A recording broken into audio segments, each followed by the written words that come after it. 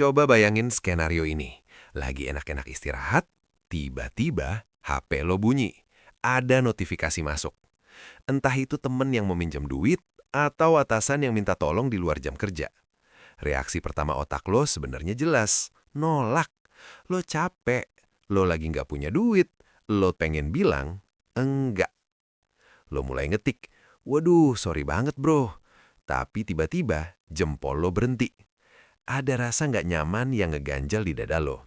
Lo hapus tulisan itu. Lo coba ketik alasan lain. Lagi sibuk nih. Lo hapus lagi. Lo ngerasa jahat. Lo ngerasa bersalah. Sampai akhirnya, setelah perang batin selama beberapa menit, lo malah ngirim pesan yang bunyinya, "Oke, siap, bisa kok, santai aja." Lo taruh HP lo, terus lo ngehala napas panjang sambil mikir, kenapa sih gue bego banget? Jujur sama gue, seberapa sering lo ngelakuin itu? Bilang iya, padahal hati lo teriak enggak. Bilang nggak apa-apa, padahal sebenarnya lo keberatan banget. Hari ini di Manusia dan Maknanya, kita akan bongkar kenapa lidah kita sulit banget cuma buat bilang satu kata sederhana. Tidak.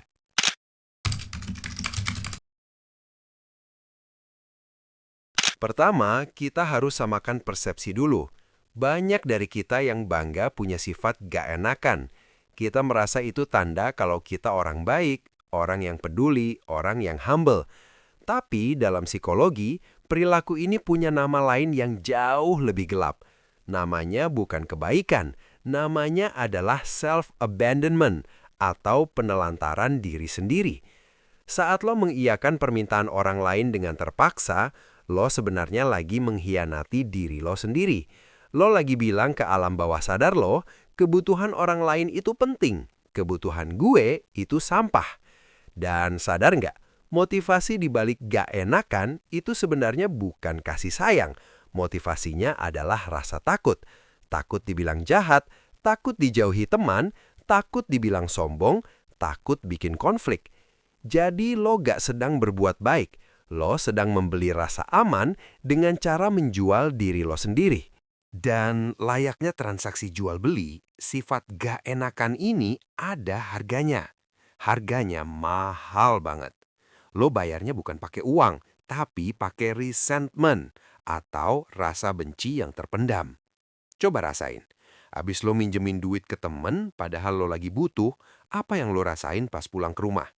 Kesel kan? Ngedumel kan? Kenapa sih dia minjem ke gue? Kenapa sih gue bego banget mau aja? Itu resentment. Setiap kali lo bilang ya secara terpaksa, lo lagi nabung satu koin kemarahan di celengan hati lo. Awalnya sedikit, tapi lama-lama celengan itu penuh.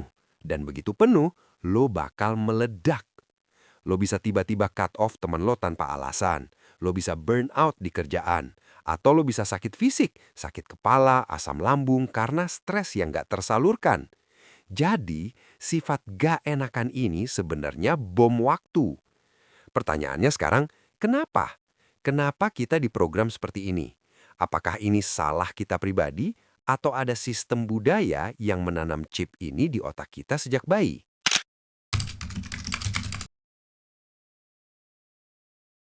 Supaya adil, kita gak boleh sepenuhnya nyalahin diri sendiri. Karena faktanya, kita emang diprogram begini sejak bayi.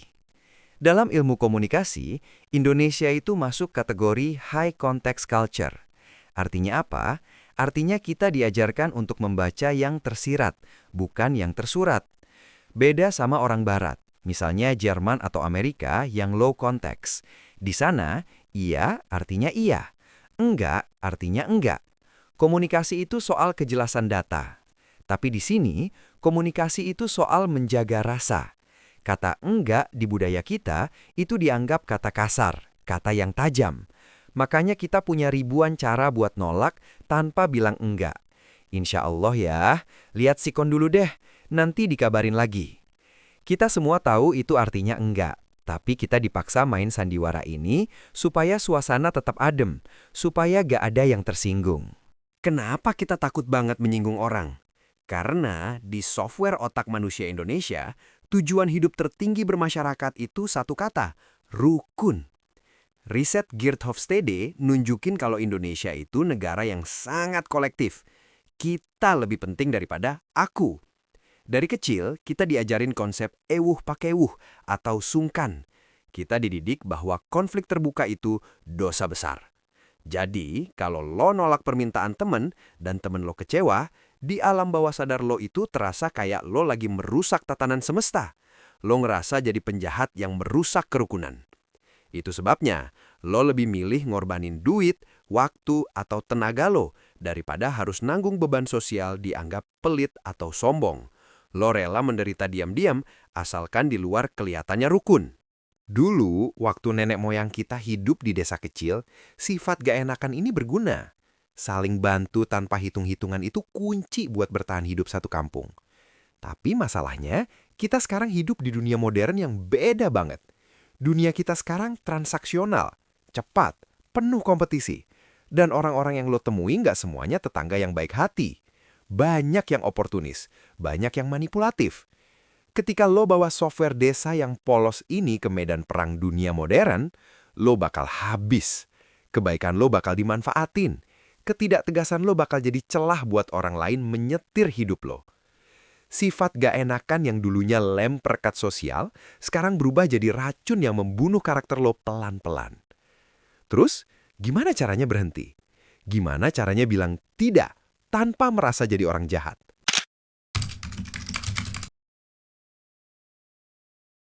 Sekarang, mari kita bicara soal matematika kehidupan. Ada satu hukum brutal yang sering dilupain sama orang-orang gak enakan. Setiap kali lo bilang ya pada orang lain, lo sebenarnya lagi bilang tidak pada diri lo sendiri. Lo bilang ya buat nemenin teman galau, lo lagi bilang tidak buat waktu istirahat lo. Lo bilang ya buat ngerjain tugas tambahan bos tanpa dibayar, lo lagi bilang tidak buat kesehatan mental dan waktu bareng keluarga lo.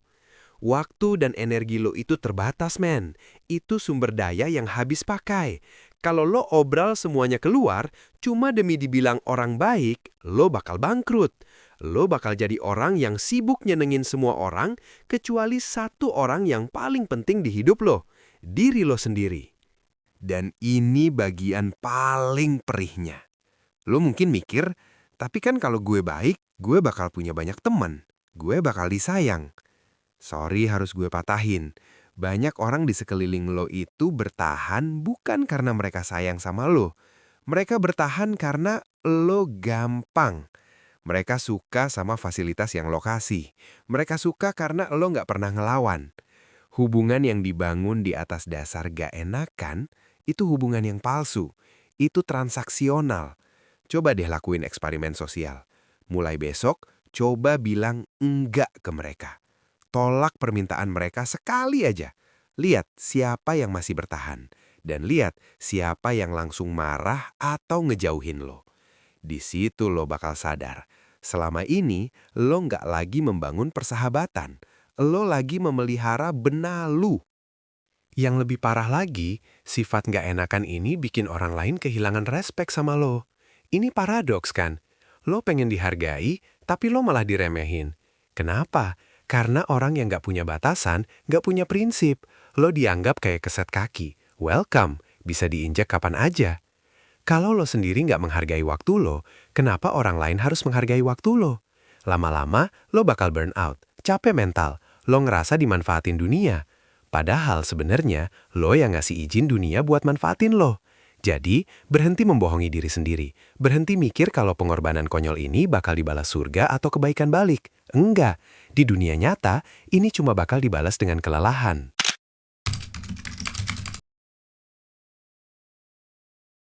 Terus, solusinya gimana?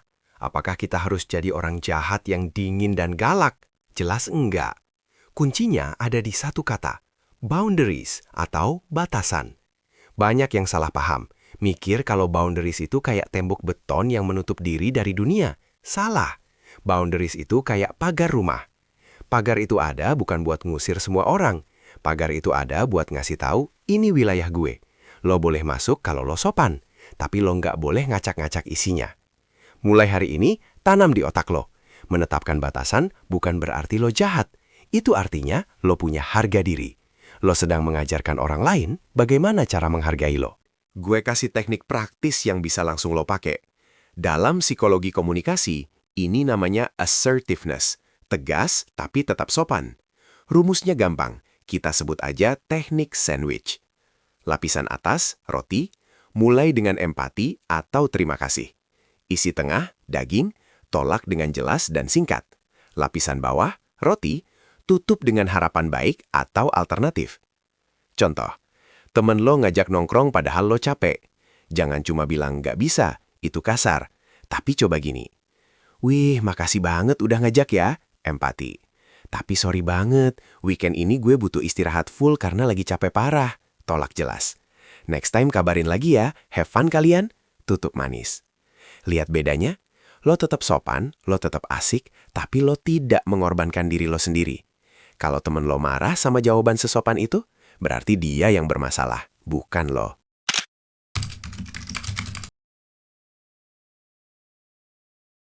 Menjadi dewasa itu bukan cuma soal umur. Menjadi dewasa adalah ketika lo berani ngecewain orang lain demi mempertahankan kewarasan lo sendiri. Sifat gak enakan itu penyakit lama, warisan masa lalu. Tapi lo punya kuasa buat memutus rantainya sekarang. Berhenti membakar diri lo sendiri cuma buat ngangetin orang lain. Mulai berani bilang tidak. Karena satu kata tidak yang jujur jauh lebih berharga daripada 1000 kata iya yang palsu. Gue, manusia dan maknanya. Mari berpikir sebelum bertindak. Sampai jumpa.